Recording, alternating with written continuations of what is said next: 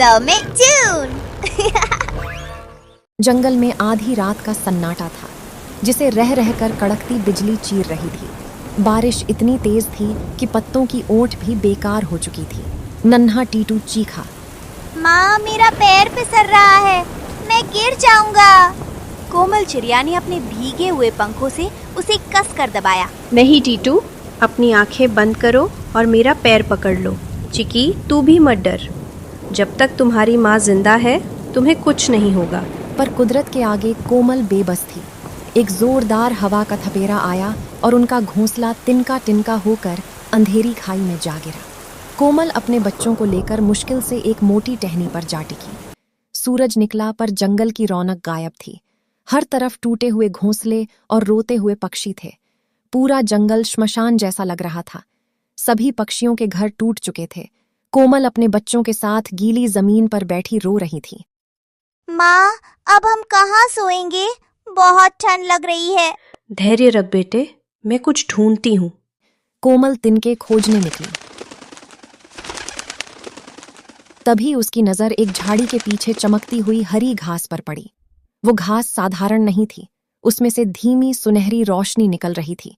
जैसे ही कोमल ने उसे छुआ, एक मधुर आवाज गूंजी, कोमल, तुम्हारी ममता और ईमानदारी देख मैं तुम्हारी मदद करना चाहती हूँ। मुझे ले जाओ, मैं तुम्हारे लिए ऐसा घर बनाऊंगी जिसे कोई तूफान नहीं तोड़ पाएगा। कोमल की आंखें फटी रह गईं। उसने जल्दी जल्दी वो घास इकट्ठा की और पेड़ की एक मजबूत टहनी पर अपना घर बुनने लगी। देखते ही देखते एक सुंदर चमकता हुआ हरा घास का घर तैयार हो गया। जैसे ही कोमल ने उस घास से अपना घर बनाया, वो मोतियों की तरह चमकने लगा। तभी वहां वीरू बाज आया। वो हमेशा दूसरों की तरक्की से जलता था। अरे वाह कोमल, कल तक तो दाने दाने को मोहताज थी, आज महल बना लिया। यह घास कहाँ से लाई? वीरू भाई, ये जादुई घास है। इसने मेरी परेशानी देख मेरी मदद की है। देखो बच्चे, अब सुरक्षित है। इतनी सुंदर चीज इस गरीब चिड़िया के पास, यह तो मेरी होनी चाहिए। मैं इसे छीन कर रहूंगा। वो हरी घास का घर देखकर जंगल के अन्य पक्षी वहां जमा होने लगे। सबसे पहले नीलकंठ पक्षी और उसकी पत्नी उड़ते हुए आए। अरे कोमल, ये क्या करिश्मा है? कल तो तू सिर छुपाने को तरस रही थी और आज ये हरियाली का महल। क्या ये असली घास है या कोई सपना? नीलकंठ भाई, ये उस ऊपर वाले की मेहरबानी है। ये जादुई घास है। इसने मेरी और मेरे बच्चों की बेबसी देख खुद को मेरे हवाले कर दिया। कोमल बहन, हम कहाँ जाएं? हमारे छोटे छोटे बच्चे खुले आसमान के नीचे सो रहे हैं। आप फिक्र मत कीजिए, उस झाड़ी के पीछे बहुत सारी जादुई घास है। मैं आप सबके लिए घर बनाने में मदद करूंगी। तभी श्यामा गौरैया अपने छोटे से बच्चे को चोंच में दबाए वहां पहुंची। वो बहुत थकी हुई और उदास लग रही थी। कोमल बहन, क्या मैं थोड़ी देर तुम्हारे इस घर की छांव में बैठ सकती हूँ? मेरा बच्चा कल से भीगने के कारण कांप रहा है। मेरा तो सब कुछ उजड़ गया। अरे श्यामा, ऐसा क्यों कह रही है? ये घर सिर्फ मेरा नहीं है। आ अंदर आजा। देख, जादुई घास की गर्मी से तेरा बच्चा तुरंत ठीक हो जाएगा। लेकिन कोमल, ये घास तो कम है। अगर तू सबको यहां रखेगी तो घर टूट जाएगा। तू अपने बारे में सोच, दुनिया बहुत स्वार्थी है। नहीं नीलकंठ भाई, जो मुसीबत में काम ना आए वो पक्षी कैसा? श्यामा, तू फिक्र मत कर, मैं अभी जाकर और घास लाती हूँ। मैं नीलकंठ भाई के लिए, तुम्हारे लिए और इस जंगल के हर बेघर पक्षी के लिए घर बनाऊंगी। पर कोमल, तू अकेले इतना काम कैसे करेगी? तू तो खुद कितनी कमजोर है। हिम्मत और ममता कभी कमजोर नहीं होती। श्यामा, तुम बस बच्चों का ख्याल रखो।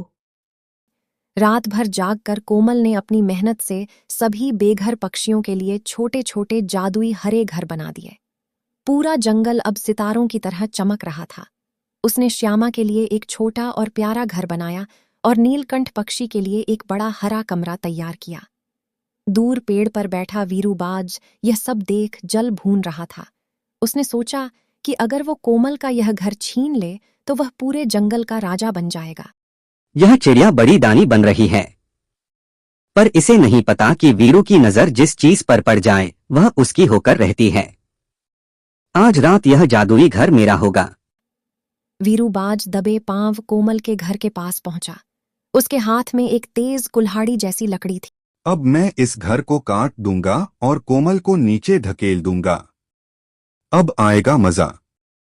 जैसे ही यह घर नीचे गिरेगा, मैं इसे उठाकर अपने पुराने पेड़ पर ले जाऊंगा। यह जादुई घर तो सिर्फ मेरा होगा। लेकिन जैसे ही लकड़ी घास से टकराई, एक जोरदार बिजली कड़की।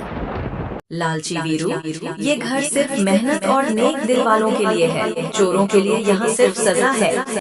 अचानक घास से लपटें जैसी निकलीं और वीरू को हवा में उछाल दिया। बचाओ, बचाओ कोमल, मुझे बचाओ, मेरे पंख जल रहे हैं।